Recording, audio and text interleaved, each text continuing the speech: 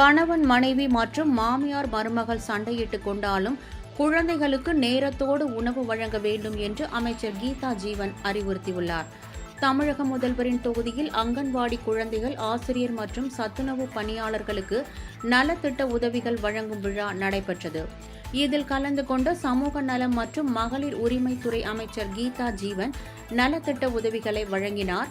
மேலும் கொளத்தூர் தொகுதிக்குட்பட்ட 10 அங்கன்வாடி மையத்திற்கு தேவையான உபகரணங்களையும் வழங்கி உரையாற்றிய அமைச்சர் கீதா ஜீவன், கணவன் மனைவி மற்றும் மாமியார் மருமகள் சண்டையிட்டுக் கொண்டாலும் தங்கள் குழந்தைக்கு சரியான நேரத்தில் சத்தான உணவுகளை வழங்க வேண்டும் என கூறினார். இந்நிகழ்வில் இந்து சமய அறநிலையத்துறை அமைச்சர் சேகர் பாபு, சென்னை மாநகராட்சி மேயர் பிரியா ராஜன் உள்ளிட்டோர் கலந்து கொண்டனர். குழந்தையோட ஆரோக்கியம் மிக முக்கியமானது. நம்ம பொறுப்புல தான்.